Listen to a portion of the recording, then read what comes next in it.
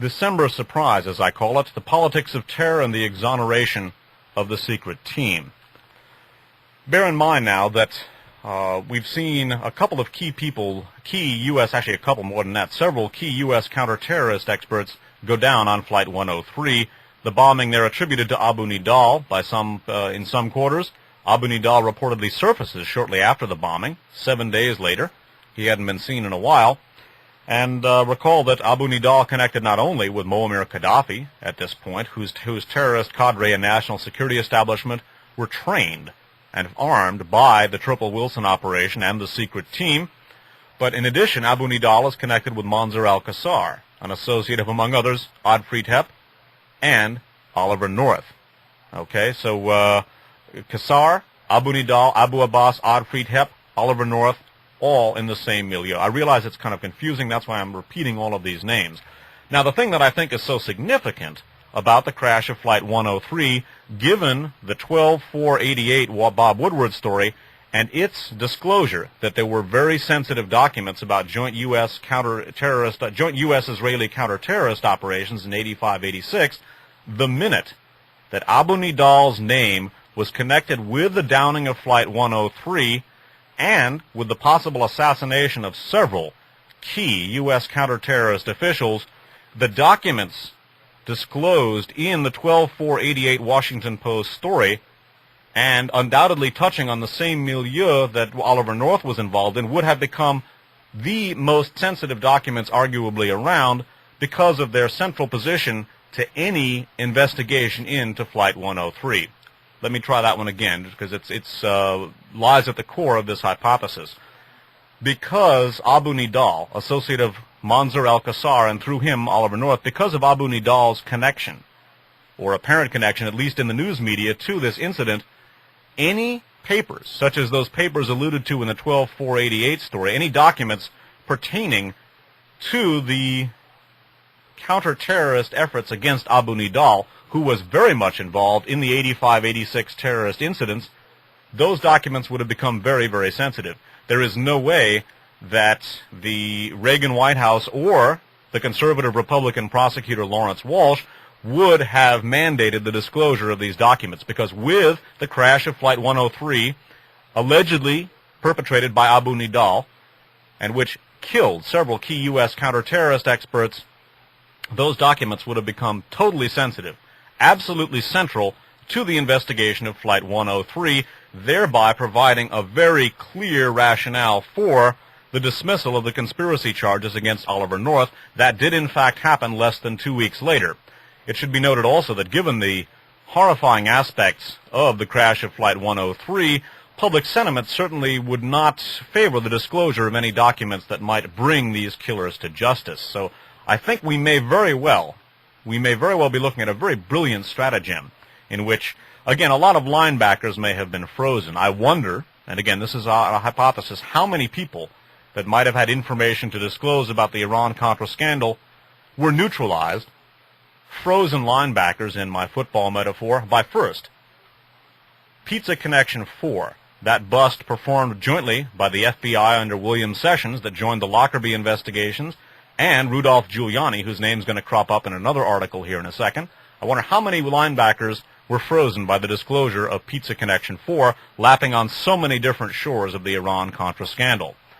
Then, the same day, the death of Amiram Nir. I wonder how many people, given all of the other Iran-Contra-related deaths, that might have spoken up, felt intimidated as they noticed that Amiram Nir was no longer on the scene. Then, with the December 4th, 1988 Washington Post story revealing the existence of documents relevant to joint U.S.-Israeli counterterrorist operations in 85 and 86 headed up by North and Amiram Nir, the existence of those documents would have provided a ready-made excuse for the Reagan administration, which announced on that same day, December 2nd of 88, that they weren't going to release sensitive documents. That would have provided a ready-made excuse to hang on to any documents relative to Abu Nidal, Mansour al-Qassar, or any of the players on the terrorist and counter-terrorist stage of 1985 and 86, and that would have involved all of the key players in the Iran-Contra scandal, certainly Oliver North. I wonder, too, how many people might have felt further intimidated by the deaths of the CIA and DIA and State Department counterterrorist experts. At least 3 went down, perhaps more. There may have been as many as 6. There was an unnamed person as well, so I think we're looking at least 4, possibly 5 deaths, maybe even 6, as indicated at the beginning of the broadcast. Now, again, I think as soon as Abu Nidal's name surfaced in connection with the flight, and as soon as he then appears later, any private or public rationale for disclosing the relevant documents to the North Defense Team would have gone out the window. North requested thousands and thousands of documents, I think some 9,500 different documents, or pages of documents, I'm not sure which, relevant to one aspect or another of national security. This is called gray mail, and we're going to talk about the gray mail scenario here in a second. Now, the deaths of the State Department, CIA, and DIA officials were compounded with another interesting death on the, well, there's several more interesting deaths in connection with the downing of Flight 103.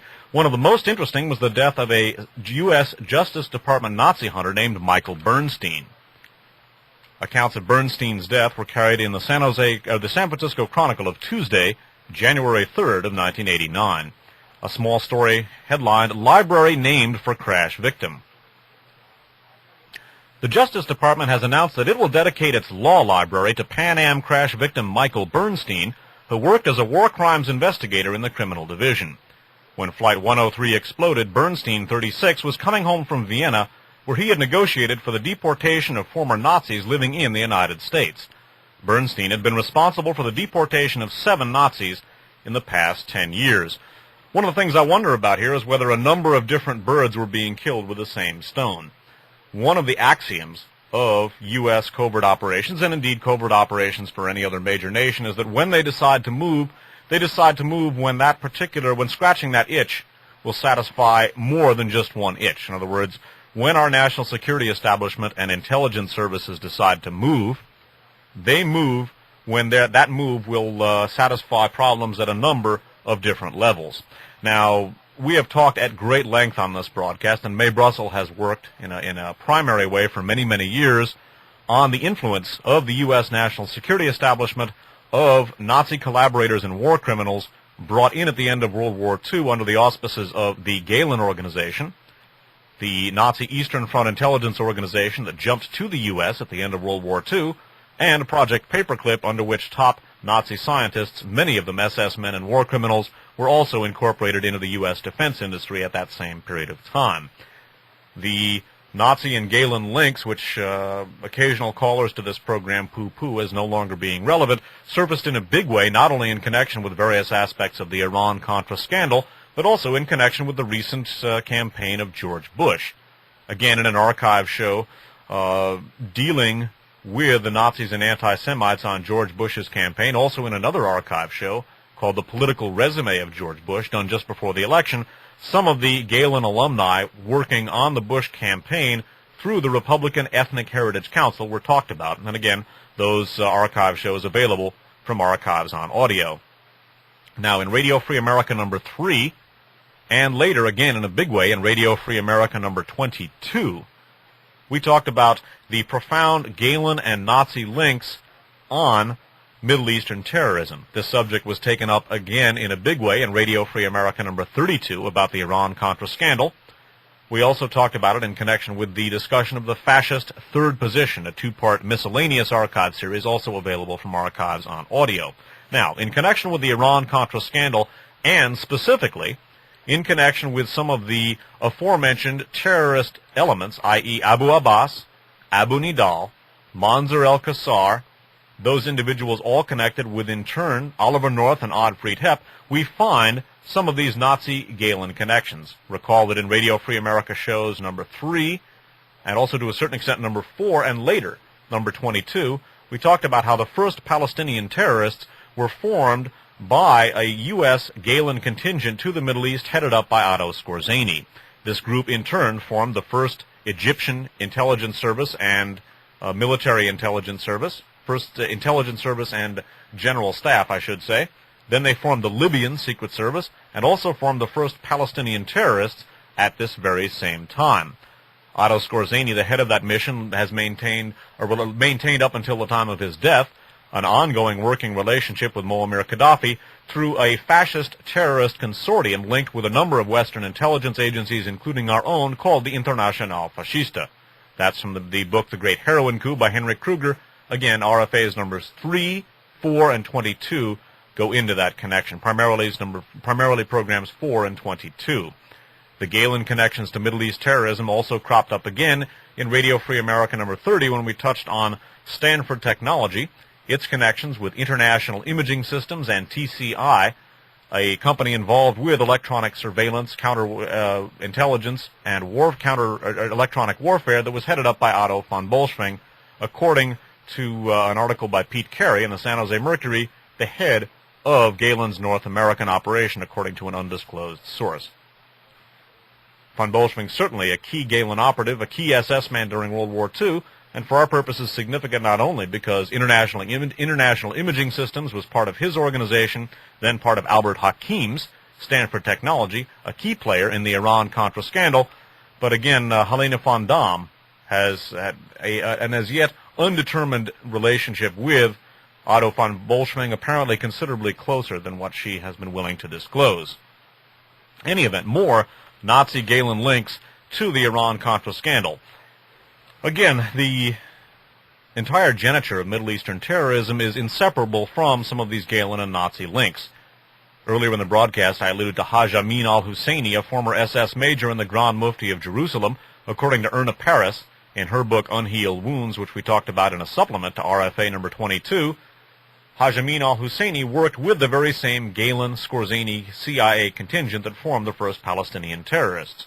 So also did Francois Genoux, a Swiss national and pro-Nazi who not only worked for the Third Reich during World War II, but who also worked with that very same CIA Skorzeny-Galen contingent that Haj Amin al-Husseini worked for.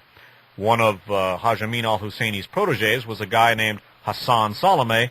His son, Ali Hassan Salameh, followed in Hassan Salameh's footsteps, was the planner, according to our information, of the Olympics massacre in 1972. He went to work for CIA shortly thereafter. That also covered in RFA number 22.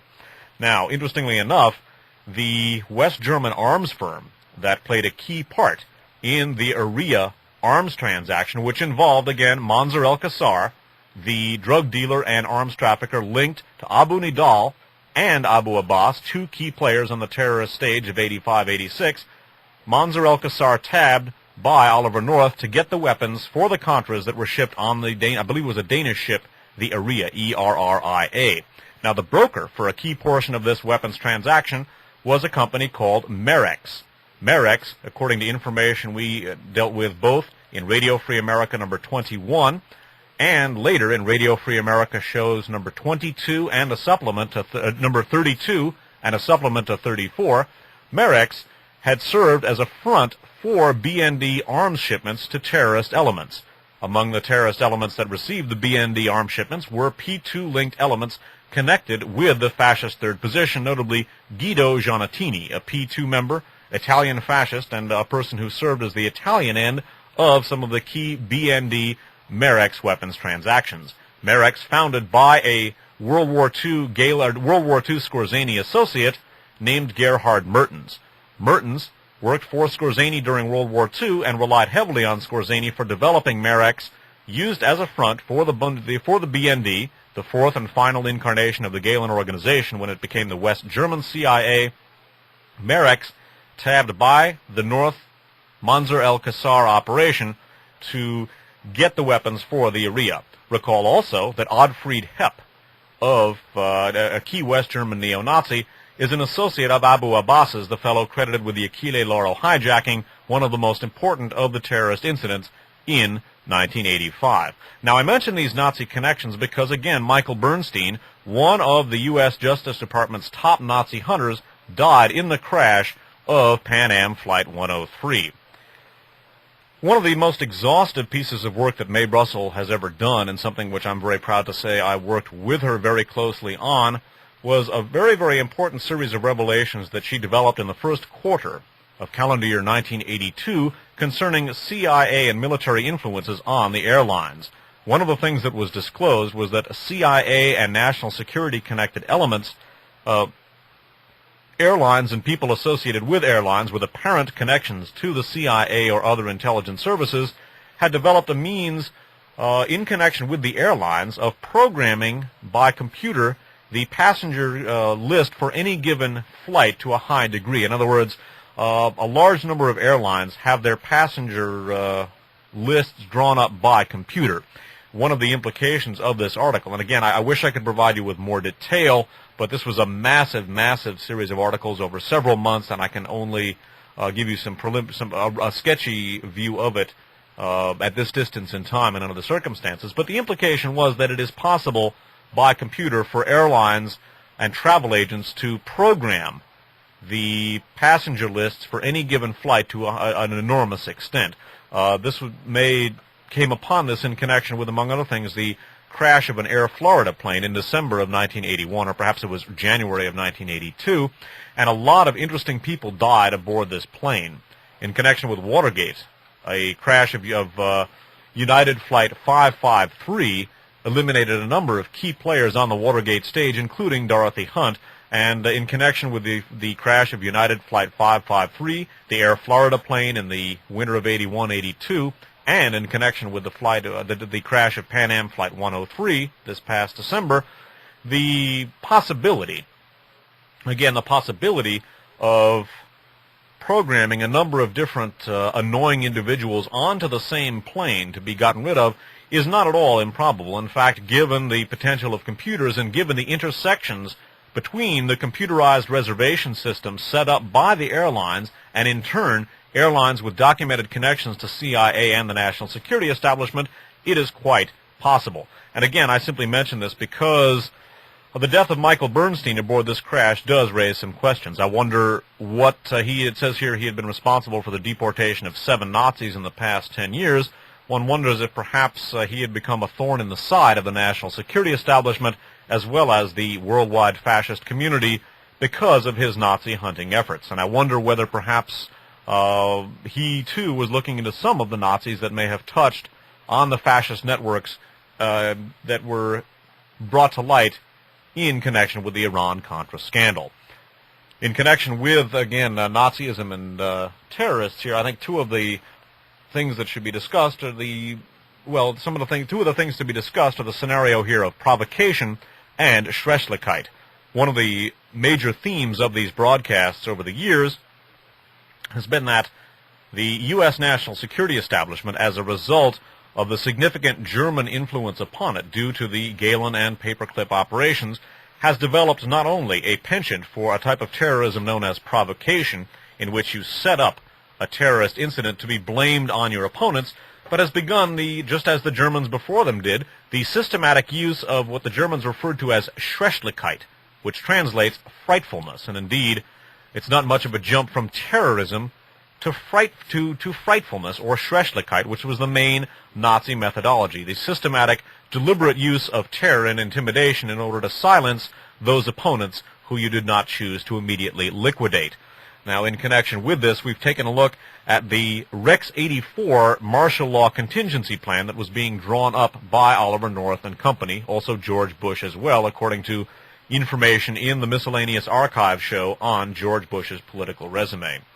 Now, the Rex 84 martial law contingency plan involved the rounding up of Central American refugees and American political dissidents and their internment in concentration camps in the event of a U.S. invasion of Central America or a terrorist incident in the United States. Information developed by the Christic Institute indicated that not only was the so-called secret team, a translation, our national security establishment, involved in the La Pinka bombing in May of 1984, which was blamed initially on the Sandinistas, but that they were contemplating blowing up the U.S. embassy to Costa Rica, killing U.S. Ambassador Louis Tams, blaming that on the Sandinistas and using that as a pretext for invading Nicaragua. This was discussed both in RFA 29 and in Radio Free America number 32. The Rex 84 martial law plan would have involved the deputization of survivalists, ultra-right-wingers, Klansmen, and neo-Nazi types as special deputies in special national defense forces. And the thing that's so terrifying about seeing this basically a fascist plan, and that we referred to it as just that in RFA 32. And to see, on the other hand, Oliver North's connections to documented terrorists such as Mansour el-Qassar, associate of Abu Abbas, and Abu Nidal, two of the main terrorists that Oliver North was supposedly fighting, along with Amiram Nir, in the 1985-86 U.S.-Israeli counterterrorist operation. And again, the Reichstag scenario, the scenario of provocation, front and center here. We mused aloud that perhaps had Oliver North been able to pull the right strings on this terrorist puppet stage of his, that Rex 84 might have come into being. Certainly, given the ongoing connections between members of the secret team and so many different terrorists that we supposedly oppose, such as the Red Brigades, Japanese Red Army faction, elements of the IRA, Palestinian factions, all of which at one time or another, the Gaddafi situation, all of which at one time or another were trained by elements of the secret team, the Triple Wilson operation we focused on for so long. And again, bear in mind the death of Michael Bernstein, as with other aspects of the case, food for thought and grounds for further research. Now again, it is my contention, it is my belief that quite possibly the various deaths, the death of Amiram Nir, the deaths of the CIA, DIA, and State Department counter-terrorist specials, as well as the threat of indictment and prosecution posed by the bust of Pizza Connection 4, that in essence these incidents combined to intimidate many of the people, many of the linebackers that might have provided information concerning the Iran-Contra scandal were frozen by these play-action passes, so to speak. Okay, again, maintaining that metaphor. And it is my absolute contention that the downing of Flight 103, the subsequent floating of information about Abu Nidal as possibly having been connected to this, the same Abu Nidal connected with Mansour el-Qassar, Oliver North's pal, that this absolutely precluded the release of any of the documents pertaining to Oliver North, Amiram Nir, the 85-86 counter-terrorist operation, Mansour el-Qassar, Abbas, Abu Nidal, etc. That those documents absolutely could not have been released once Flight 103 went down. On the contrary, they would have been among the most sensitive documents in the possession of the U.S. national security establishment because of their central position in any ongoing investigation of this terrorist outrage. And because of the outrageous nature of the incident, public sentiment would have certainly mitigated against the release of those documents. The failure of the White House and the government to release those documents requested by Oliver North's defense team mandated, less than 2 weeks later, the dismissal of the conspiracy charges against Oliver North. Reading from the Los Angeles Times of Friday, January 6th of 1989. A story by Sarah Fritz and David D. Savage of the Los Angeles Times at State Line, Washington, headlined, "Experts See a Basic Weakness in Walsh's Case Against North." President Reagan's critics charged Thursday that he gave former aide Oliver L. North a backdoor pardon by refusing to release sensitive documents for North's trial, but lawmakers and legal experts said that the stalemate had only exposed a basic weakness in the government's conspiracy case against North. "I am not really surprised," remarked Representative Lee H. Hamilton, Democrat of Indiana, who was co-chairman of the lengthy congressional Iran-Contra investigation in 1987. "From the start, there was some question whether the indictment on conspiracy was a charge that could hold up," unquote.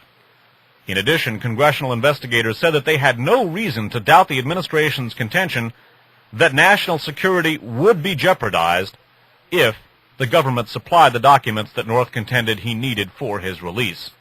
"A pocket pardon," unquote, is how People for the American Way, a liberal civil liberties group, characterized the decision by independent counsel Lawrence E. Walsh to dismiss the major charges against North because of the administration's refusal, on national security grounds, to supply documents sought by the prosecution. And again, it is my contention that linebacker Reagan was frozen, quote unquote, by the downing of Flight 103. When that plane went down, when Abu Nidal's name surfaced in connection with it, once the existence of key documents about the 85-86 U.S.-Israeli counterterrorist operation were disclosed by the death of Amiram Nir, there was no way that those documents were going to be released to Oliver North's defense. And indeed, there had been widespread speculation about the use of gray mail as Oliver North's defense technique was known, to get Ollie and company off the hook. Now, that very same day, or actually in the Los Angeles Times of the previous day, that was from January 6th of 1989, one day earlier, on January 5th of 1989, there was another key dismissal of charges in connection with the Iran-Contra scandal. Reading from the LA Times, again, of January 5th, 1989, one day before the article I just read you, an article by William C. Rempel, R-E-M-P-E-L, of the Los Angeles Times. It's headlined, 12 freed of charges in brokers of death, unquote, arms case. Conspiracy charges against a retired Israeli general and 11 other international businessmen were dropped by federal prosecutors in New York on Wednesday, nearly 3 years after they were accused of being brokers of death, unquote, for trying to negotiate a private $2.5 billion arms sale to Iran. The case, scheduled for trial in March, had been entangled in the Iran-Contra scandal ever since the White House-sanctioned arms initiative with Iran was exposed in the fall of 1986, 6 months after 10 of the defendants were arrested in New York and Bermuda. Key defendants in the New York prosecution, including Nico Minardos of Beverly Hills, were close associates of Saudi Arabian financier Adnan Khashoggi, a middleman in the secret U.S. arms for hostages deal. Minardos and others had said, both in unguarded remarks recorded by federal undercover agents and in subsequent court papers, that they expected White House and Israeli government approval for the arms sales. In an apparent reference to the White House arms initiative, prosecutors said in a written statement that, quote, new facts and developments, unquote, that had emerged since the indictments were filed had strengthened the defense case. Defendants, along with Minardos, were former Brigadier General Avraham Bar-Am, an Israeli war hero, Samuel Evans, a London-based American attorney for Khashoggi, and a group of Israeli, German, and British businessmen. Evans' attorney, Lawrence Bader, welcomed the decision to drop charges, but said it came 2 years too late. Once the scope of the White House-Iran arms deals was known, and they compared what the White House was doing with what our clients were saying on those undercover tapes, they should have dropped the case, Bader said. They don't know anything today that they didn't know 2 years ago. Attorney Ronald Kuby said the case was dropped because U.S. Attorney Rudolph W. Giuliani, whose Manhattan office was handling the prosecution, quote, realized he was not only going to lose a headline case, but he was going to drag the new Bush administration through the muck of Contragate in the process, unquote. That last sentence again. Attorney Ronald Kuby, K-U-B-Y, said the case was dropped because U.S. Attorney Rudolph W. Giuliani, whose Manhattan office was handling the prosecution, realized he was not only going to lose a headline case, but he was going to drag the new Bush administration through the muck of Contragate in the process. The surprise decision to drop charges brought an abrupt end to the long-running and controversial case that began as an undercover sting investigation by the U.S. Customs Service in December of 1985. The sting was masterminded by Iranian arms merchant Cyrus Hashemi, then a fugitive from federal indictment on unrelated arms sales to Iran. Hashemi became a government informant, however, only after he tried and failed to become a paid middleman in the U.S.-sanctioned arms deals with Iran, CIA, and Congressional Investigative Records. Wait a minute, that's a bad sentence here, wrong sentence. Hashemi became a government informant, however, only after he tried and failed to become a paid middleman in the U.S.-sanctioned arms deals with Iran, CIA, and Congressional Investigative Records revealed. Tape recordings made by Hashemi and undercover customs agents show that Minardos, Evans, and others involved in the early stages of the case, which coincided with the period when President Reagan was being asked to sign an intelligence finding authorizing arms sales that were already occurring, resisted explicit suggestions by Hashemi that they engage in an illegal arms deal. The tapes show what, in retrospect, was remarkable detail about what was going on secretly in the White House. For example, one of their associates says in December of 1985 that newly appointed National Security Advisor John M. Poindexter had approved the sale of TOW anti-tank missiles to Iran. He had. Also, in January of 1986, the same associate was recorded saying that a paper was on the desk of Vice President George Bush awaiting his signature to approve secret arms sales to Iran. The next day, the finding was signed not by Bush, but by Reagan. The businessmen also knew that the arms deals were opposed by Secretary of State George P. Shultz and Defense Secretary Caspar W. Weinberger. Federal prosecutors, however, said they found no evidence that the White House sanctioned arms deals with Iran involved any of those charges in this case. The much ballyhooed arrests of Bar-Am and others were followed by a televised press conference in New York at which Giuliani and Customs Commissioner William von Raab said federal agents had prevented the brokers of death from selling arms to terrorists. Prosecutors dismissed defense claims that the businessmen expected government approval of the deal. They called such claims fantasies. Hashemi, who had been promised that charges against him would be dropped in exchange for his help on the case, died suddenly of cancer 3 months later. Prosecutors said his death also hurt their case, since he may have been able to refute defense claims that the businessmen proceeded with the deal believing it was or would be sanctioned. Well, we've talked at considerable length about Cyrus Hashemi. Among the aspects of Hashemi's career that we took a look at were his connection with Bush associate Stanley Pottinger, a fellow who has dealt with George Bush in a number of capacities, including the apparent cover-up of the assassination of Orlando Letelier and other things for quite some time. In RFAs 30 and 31, we looked at information that J. Stanley Pottinger was a good friend of George Bush. Pottinger also was involved with both Hashemis in their arms sting, that is to say Cyrus Hashemi and his brother. Both Cyrus Hashemi, who died of a case of galloping cancer, and his brother are now dead, and in the program, the Miscellaneous Archive show about George Bush's political resume, former CIA arms broker William Brennecke cited in a trial that, according to him anyway, Cyrus Hashemi was present at George Bush's alleged October surprise meeting in which George Bush and some of his intelligence contacts arranged with the government of the Ayatollah Khomeini to retain the U.S. hostages until after a Jimmy Carter defeat was assured in the election. It's interesting that this case, which has now fallen through and fell through at just almost exactly the same time that Oliver North's conspiracy case was dismissed, that this case could have perhaps been successfully prosecuted had it not been for the death of Cyrus Hashemi. And again, using the football metaphor, I ask perhaps, was Cyrus Hashemi frozen? In fact, was he put on ice? Was the linebacker frozen solid by this play-action pass? And I wonder how intimidating the Cyrus Hashemi death and the other deaths in connection with the Iran-Contra scandal have proved to other linebackers. I wonder whether those linebackers, too, have been frozen, given, again, the extension of our metaphor. Now, again, bear in mind that Abu Nidal, who was cited by some sources as being involved in the crash, in the blowing up of Flight 103, and who later surfaced just a few days after the crash of Flight 103, Abu Nidal has been described by many, quote, counter-terrorist experts as currently being sheltered by Muammar Gaddafi. The same Muammar Gaddafi whose Secret Service was developed by the CIA Skorzeny-Galen contingent in the 50s and early 60s, the same Muammar Gaddafi whose terrorist cadre was trained by and armed by the Triple Wilson team, the same group that cropped up as the main group of players, people such as Rafael Chichi Quintero, Theodore Shackley, and Thomas Kleins, etc. These are the main players in the Iran-Contra scandal. It also should be known that Muammar Gaddafi has maintained active contacts to Otto Skorzeny through the death of Skorzeny, according to Henrik Kruger, in the Great Heroin Coup. Now, again, bear in mind the Abu Nidal connection to Gaddafi.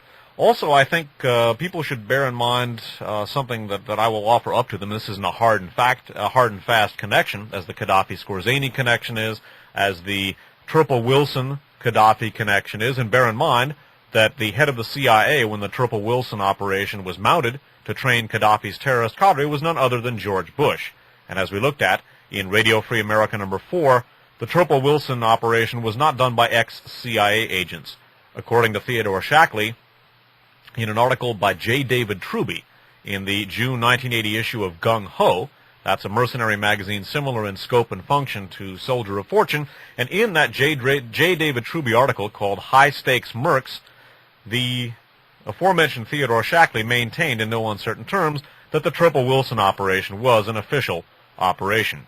Shackley was one of its overseers, as was Thomas Kleins, head of CIA at the time, George Bush, currently president-elect. Now, after Flight 103 went down and there was the usual breastbeating about the savage terrorism of the Middle East. It also, incidentally, fulfilled the prediction of that PLO official who was quoted in that November 23rd the December 23rd San Francisco Examiner article, when he forecast that there might be a terrorist incident, that not all Palestinian elements were under PLO control. He forecast a terrorist incident to, among other things, discredit the PLO and their diplomatic initiative by offering to recognize Israel.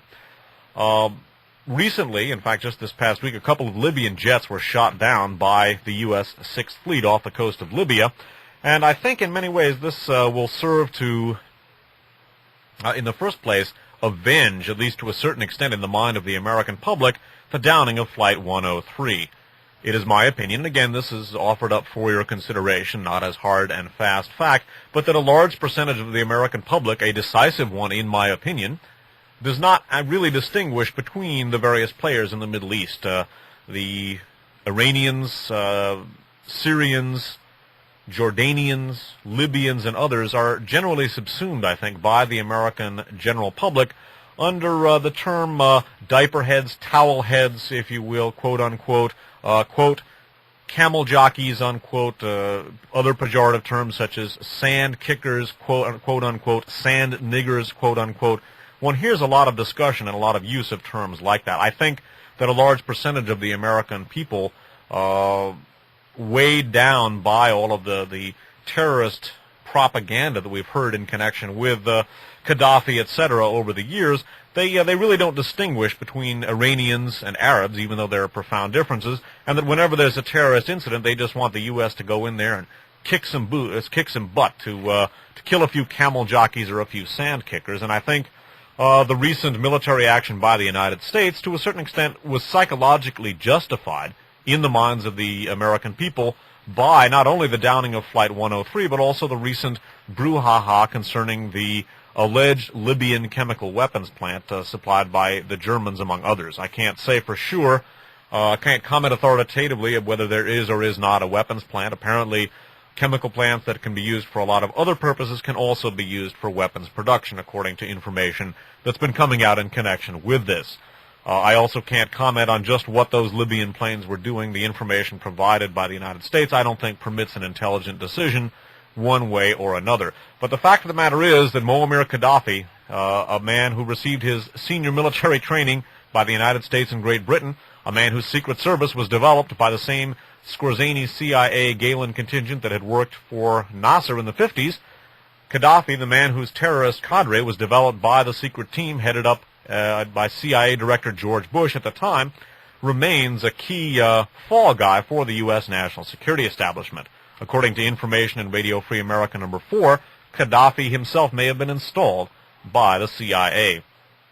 It's significant that in an article that emerged in the Los Angeles Times in late December that I'm going to be reading hopefully next week, the name of Edwin Wilson was mentioned as a possible supplier of the types of fuses and plastic explosive that may have been used to down Pan Am Flight 103. Edwin Wilson himself is in jail, and I have no idea whether or not some of his associates were involved in any way in the downing of Flight 103, but the fact that his name was mentioned, the fact that his name was floated in the news media, I think is very significant and something we should all think about.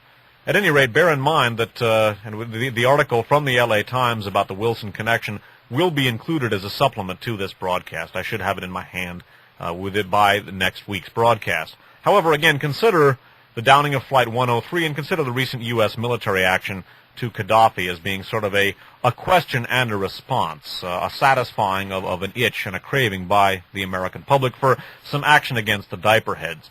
Following article before we take our last musical break, before the last part of the show, from the San Francisco Examiner of Thursday, January 5th of 1989. Dateline Norfolk, Virginia. This is an article by Mitchell Miller of the UPI, headlined Gaddafi, the man they love to hate. Subheaded, No Love Lost for Libyan Leader Back in Norfolk. The home port of the carrier John F. Kennedy applauded the shooting down of 2 Libyan fighters, with one radio station playing a song that said, quote, "We should drop the big one and kick Libya's butt," unquote. Gaddafi is a definite threat, said Skip Hollingsworth, a local merchant who served in the Air Force. I'd suggest making a parking lot out of the city where that Libyan chemical plant is," unquote. Although the official word from Navy spokesman was that U.S. ships were simply doing their job defending their country, residents of the Kennedys' home port expressed enthusiastic support for the shooting down of 2 Libyan MiG-23s over the Mediterranean. Skipping down on the story, Henry Del Toro, a disc jockey for WNOR-FM, whose listening audience is composed largely of military families and personnel, said telephone calls supporting the shoot-down had poured into the station. "People wanted us to go nail 'em," Del Toro said. "They thought we should go down there and just get it over with. It was a stupid move to get that close to the Kennedy," unquote. Del Toro, who was known as the Bull, unquote, played a recording of Dorky Man, a song he and a fellow disc jockey made to poke fun at Libyan leader Muammar Gaddafi. "He is a moron. He has bugs in his bed," the song begins. "Take his hat off and you'll see a steel plate in his head. Ooh, what a dorky man he is." The song was recorded with disc jockey Jimmy Ray Dunn in 1986 after the U.S. bombed Tripoli, Del Toro said. And again, bear in mind the Pan Am Flight 103 downing and the apparent or alleged links to Abu Nidal, his links to Gaddafi, and this sort of jubilation, which has now become pretty much commonplace in the United States. If a terrorist bomb goes off, it's now kind of assumed that Ronnie, or now George and the Cowboys, will ride out there and kill a couple of sand kickers, or whatever term you want to use. And again, I think this is something to think about. Think about who put Gaddafi in business, or at least his terrorist cadre in business in the first place. Think who benefits the most from this kind of thing. Again, George Bush, head of CIA when Turple and Wilson go to Gaddafi, currently President-elect. We're going to take a musical break now and then come back with the concluding portion of tonight's broadcast.